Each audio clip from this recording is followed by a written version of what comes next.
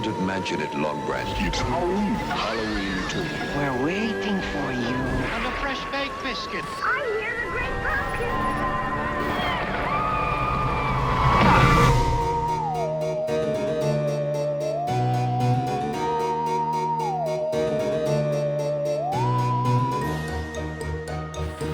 Hey everybody, happy Halloween! Unfortunately, spooky season is coming to an end, which is sad, but not quite yet.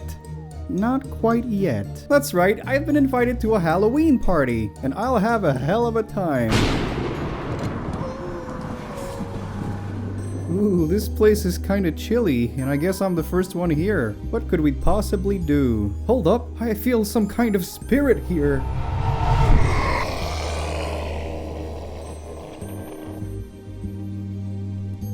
Well, I guess the spirits have made their decision. I'm gonna watch these movies. Where you going? The party's just begun. Today's horror film is a wonderful little cult classic from 1988. From the director of Witchboard and Bigfoot comes this wonderful movie filled with demons, death, and boobies. Oh, lots and lots of boobies. It's Night of the Demons! Although not especially popular upon its release, and not especially well received either, Night of the Demons grew quite the following as a video store rental. Night of the Demons. Enough so to somehow greenlight not one, but two sequels. And of course, you know what happens when there's a cult classic horror film from the 80s. A shitty mid-2000s remake, of course. And it sucks sour balls. Sour balls. Alrighty, so grab your popcorn, grab your pumpkin beer, your juicy brains if you're into that kind of thing, and let's explore the OG Night of the Demons, and we'll also watch the remake. Trick or treat. Our spooky little story starts with Roger, Helen, and Stooge. You know what rhymes with Stooge? Huge ass. Huge ass. To prank an old grandpa. Damn you all to hell. Poor old grandpa is not done getting tricked tonight though. Kids. He gets a rat in the face, and even worse, a nice young lady helps him out. Ah! Scary stuff. Damn little whore. Yeah, you damn little whore. They'll get what they deserve. Yes.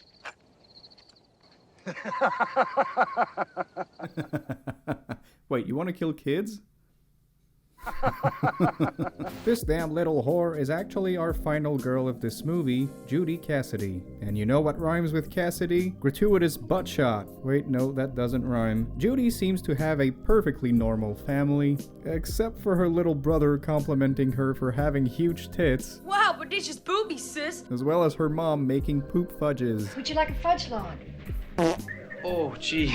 Yeah, otherwise just a lovely family. Hiding outside like a creepy bastard is Sal, a guy Judy used to date. There's also Judy's boyfriend, Jay. He's just really horny. Jay, slow down, okay? Oh, keep it in your pants. But they better hurry now. Max and Franny are waiting. Yeah, Max and Franny are waiting. Who's Max and Franny? It's them. Hello. So, what do these guys all have in common? Well, they're invited to Angela and Suzanne's Halloween party at Hull House. Hull House? Yes. So Angela is played by Amelia Kincaid, who went on to play Angela 2 more times in the Night of the Demons sequels, but otherwise she unfortunately didn't do anything else. But the real good stuff though, Suzanne is played by the one and only horror legend Linnea Quigley. She even has a fun little cameo in the remake. That's nice. Do you guys have sour balls? Why, sure we do. Too bad. I bet you don't get many blowjobs. Okay, back to the movie. So a spooky night awaits for these 30-year-old teenagers. Let's party! Wait, that didn't sound fun enough. Let's party! Okay, it looks fun and all, but of course, no teen Halloween party is complete without a spooky seance. A seance? Yes.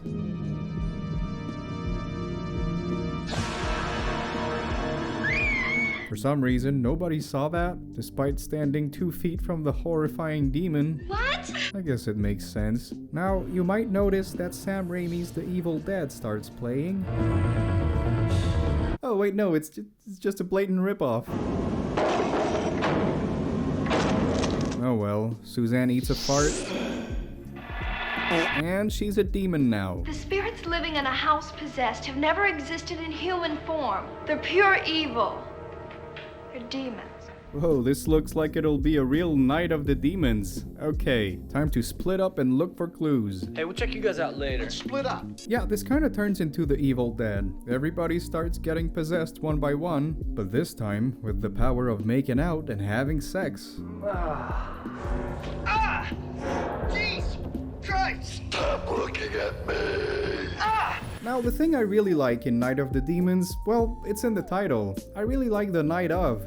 Wait, I meant the demons. Not only do they look great, but also these guys do all sorts of fun stuff. Demon Angela seductively dances in front of the fireplace, which made me feel all sorts of things when I was a kid. Yeah, she's pretty hot. Oh god! And then she bites Stooge's tongue off while kissing him, and then she laughs about it, but god damn it, I don't care. She's still sexy. After that, some character development. Turns out Judy's boyfriend came to this party wishing he came in her. So that's why you wanted to go out with me. Oh, come on. I thought you wanted it just as much as I did. Yeah, Jay's plan all along was just to bang his girlfriend in a cold, decrepit haunted house instead of, you know, having a romantic night with her. It doesn't work. Well, might as well try your luck with Suzanne, but just not yet. First, she's fixing her face. I'm fixing my face. It looks great. So then, well, I think you know where this is going. Young, topless lady, pink lipstick. Come on, let's say it together. She inserts the lipstick in her nipple, of course. Obviously, I can't show this because, you know, YouTube is more evil than any demon in this film. But honestly, this special effect here, pretty damn good. It's so good it makes my nipples hard. Hey, look at that. Jay gets lucky after all. Just with a demon that has lipstick in her tit instead of his girlfriend. But otherwise, everything's going according to plan. Yes. Oh. Whoops. Meanwhile, remember Roger and Helen? I don't. Well, they exist, and they're trying to escape this party, but they can't find the gate. Even worse, apparently Helen disappeared. Helen? Wherever could she be? Oh, there she is! Back to the spooky mansion. Max and Franny are having sex in a coffin. Do you remember them? I don't. It doesn't matter. Stooge kills them.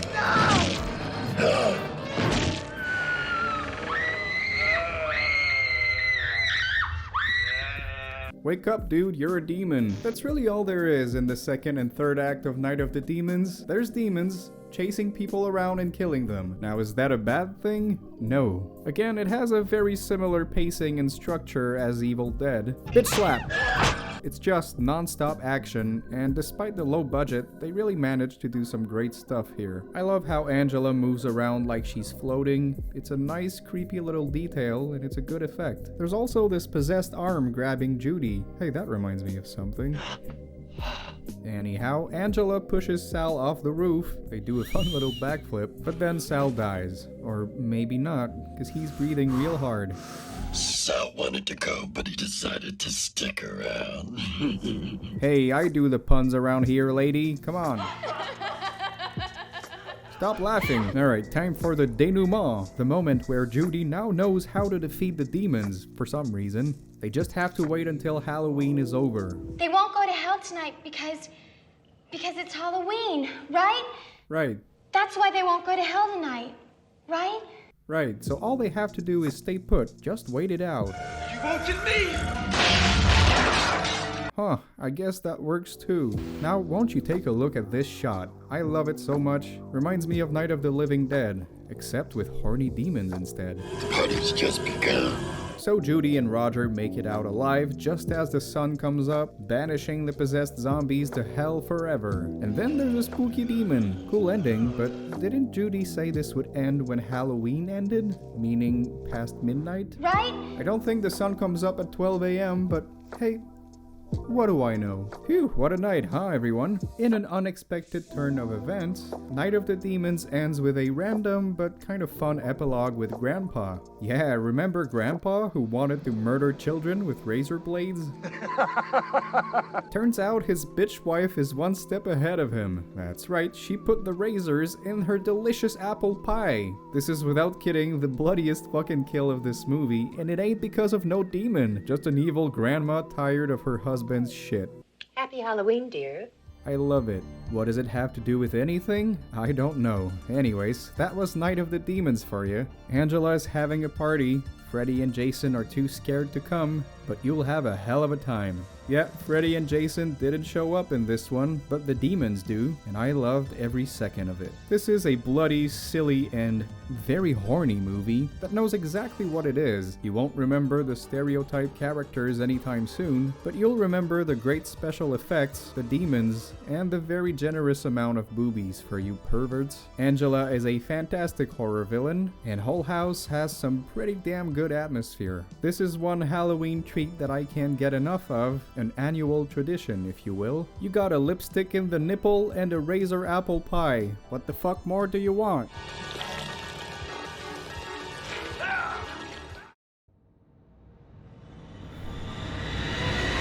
Oh, I'm feeling kind of dizzy here.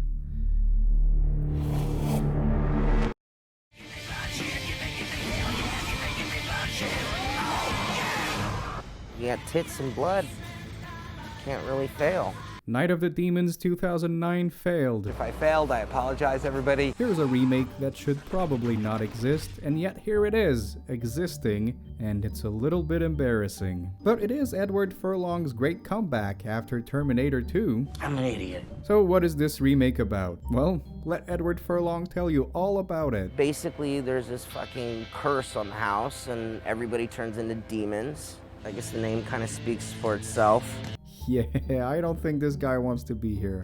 Alright, so our movie actually opens in 1925. You can tell by the sepia filter, just like things were back in the day. There's a setup for a big backstory here, but let's just get it over with. Evangeline is in love with Louis, but he's not. He doesn't give a shit. So as we all would, she uses a voodoo spell to make him fall in love. Except, whoops, it instead invokes demons. And since the demons need 7 human bodies to be freed from hell and rule the world, or whatever the fuck it is, Evangeline does the noble thing and she hangs herself, which decapitates her, because that's how it works.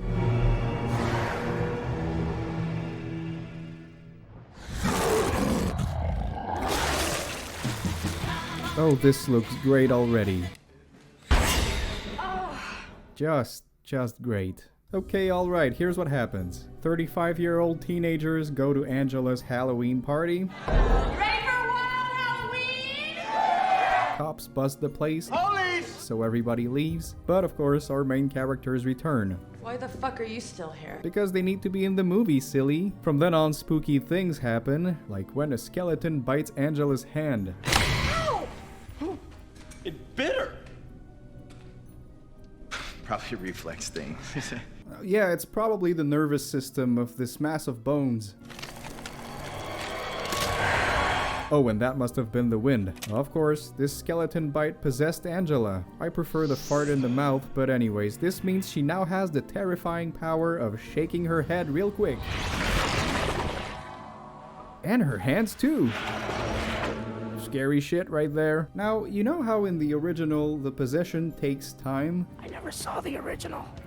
At first, it's just Suzanne, you're not even sure what's happening to her, and then there's a couple more along the way. The demons take their time, they're toying with people, the atmosphere and the tension build and build, people are increasingly getting scared, and one by one they get possessed and grow in numbers. It's all pretty well done, and the non-stop action that comes after is earned. Well, in the remake, it's just one possession after the other. Chop chop, we gotta get this over with. Can't really fail. Angela has been a demon for like a second, and already she kisses this guy. So, you're a good kisser. You have no idea. Yeah, okay. And then the now possessed guy immediately proceeds to bang his ex and possess her. But this time not by making out, or even making love. No, it's actually caused by anal sex. Baby? Baby, oh, if you're gonna put it in there, you're gonna need to use a little... What the fuck am I even watching?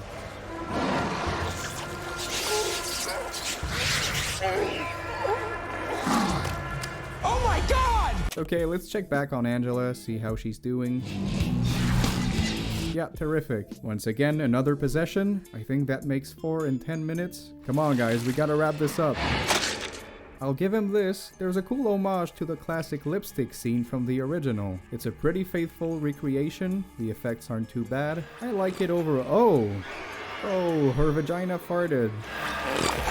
God damn it, okay. So only 3 people remain. Jason, final girl Maddie, and Edward Furlong. There's this fucking curse on the house. Trying to escape the demons. Suzanne? So they try a couple things. Escape in a tunnel doesn't work. We gotta go back. Hide behind walls protected by silly drawings doesn't work. Fuck. Yeah, everybody's a demon now except for Maddie. You know what that means? Time for a badass montage. Come and get me, motherfuckers. So she arms herself with the demon's weakness, a rusty iron, for some reason. Demons are made from ancient elements. Iron's an ancient element. Rust corrupts it. So you put the two together and demons don't like it. That makes sense. Well, none of this makes any fucking sense. Hey, well at least this time it seems to work for real. 2 seconds later. Oh. Whoops. Just kidding, she's fine. She just wanted to prank the audience. And then conveniently enough, the demons immediately burn because Halloween is over and stuff. Demons. Not so smart. This movie's not so smart. Well, this was Night of the Demons 2009. And I kinda like it. No, don't get me wrong, this is a terrible movie. This sucks balls. Can't really fail. It's stupid, it looks bad, it's bad acted, and you don't even need any booze for this one. There's so much fucking shaky cam, you're sure to vomit profusely by the end. But is it kind of a dumb guilty pleasure I like to put on in the background in a Halloween party? You bet your ass. Without kidding though, there are some decent things sprinkled in the shit that is this remake. For one, the practical makeup effects, surprisingly good. When they show them. This lady without a face especially, that's some pretty gnarly stuff. I love it. The production design ain't too bad either. The house you see on the poster, it's actually in the movie. There are a couple of interesting visuals. I like when the hands come out of the bleeding walls. Also this shot right there. Pretty creative, I like that. Another thing I like is that whenever the demons are not chasing people around to kill them, they're just fucking continuously. That's all they do all day. I don't know, I think that's kind of fun. You don't see enough demon sex in movies, goddammit. Although the acting isn't great. Their bodies in the basement.